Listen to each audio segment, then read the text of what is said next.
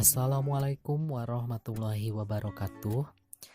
Kami dari kelompok 2, kelas Teknik Informatika 2017A akan mempresentasikan proposal proyek perangkat lunak sistem toko komputer Persada berbasis website. Mata kuliah Manajemen Proyek Perangkat Lunak MPPL. Kami beranggotakan 3 orang. Saya, Lutfi Slamet Riyadi.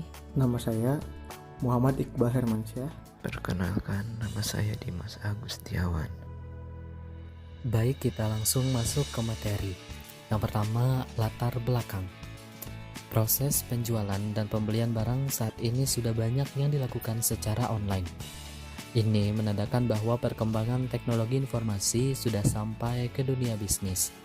Adanya teknologi informasi, pekerjaan manusia menjadi sangat cepat, mudah diselesaikan, dan juga tingkat kesalahan yang terjadi akibat kesalahan manusia dapat diminimalkan dengan adanya teknologi informasi.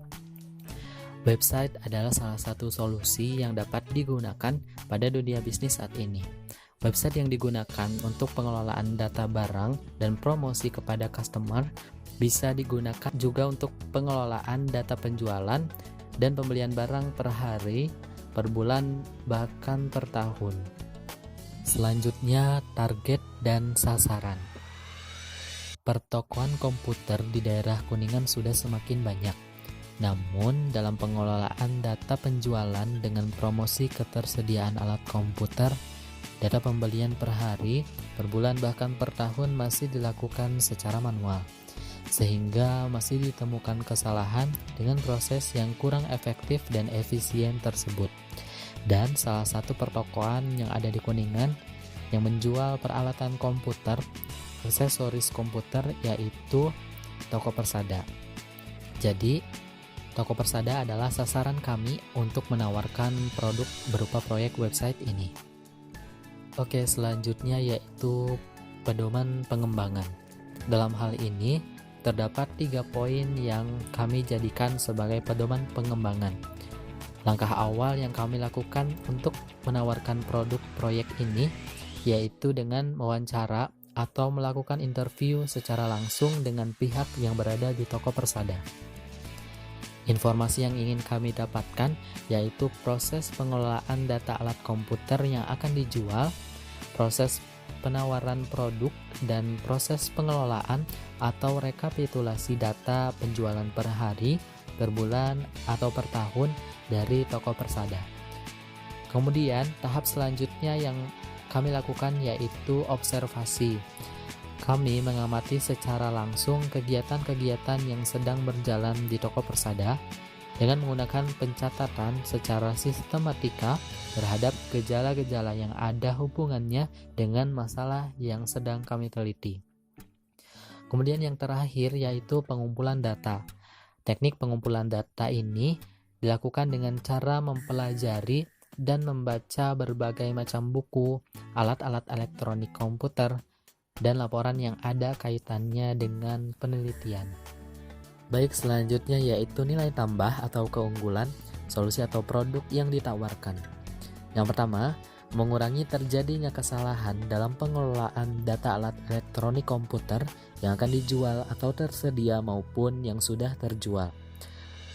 Yang kedua, mempermudah pegawai dalam menawarkan produk karena produk yang tersedia informasinya secara detail dapat dilihat melalui sistem atau website oleh customer, sehingga mengurangi tenaga pegawai dalam melayani customer. Yang ketiga, penginputan data dilakukan secara komputerisasi.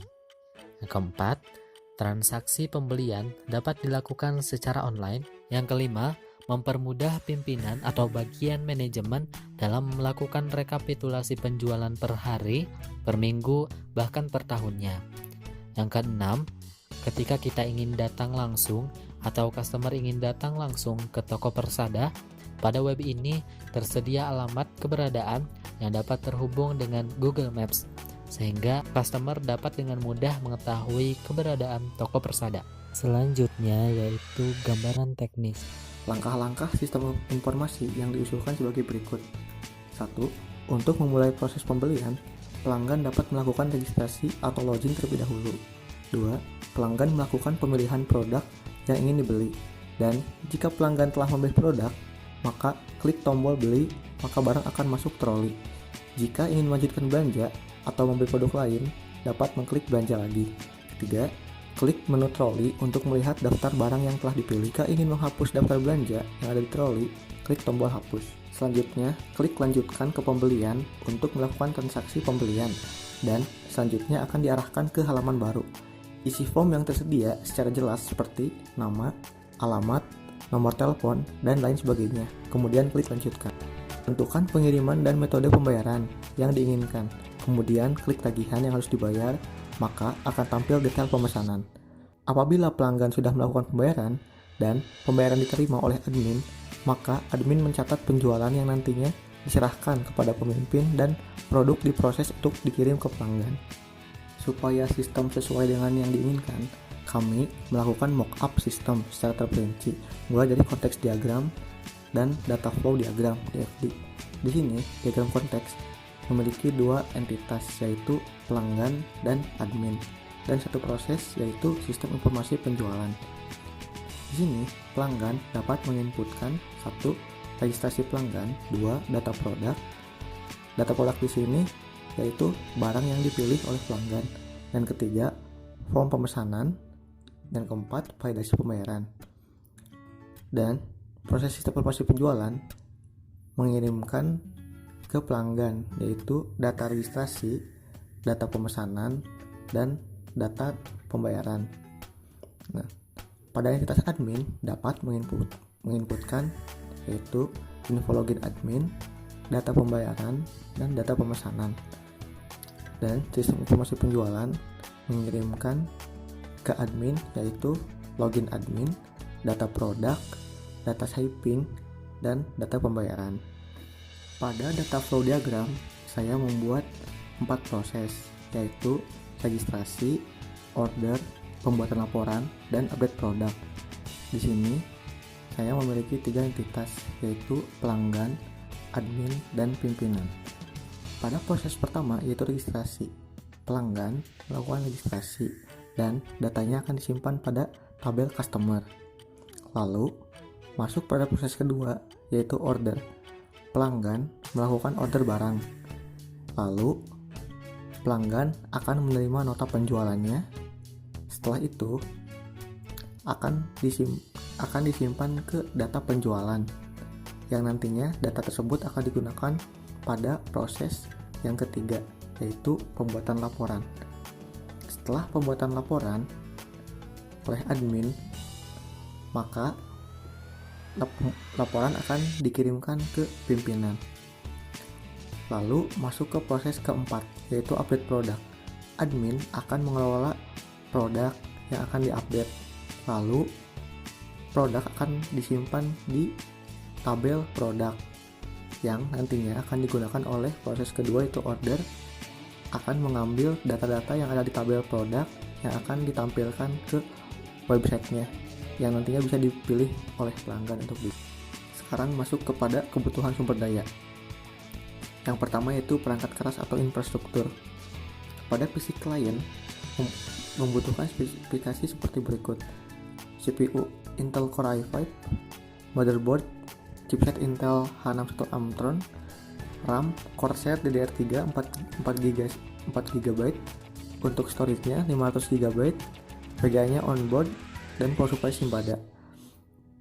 Nah, di sini saya memutuskan dengan spek segini, yaitu untuk mengakses website tersebut dengan spek terendah mungkin dan tetap bisa dijalankan dengan maksimal.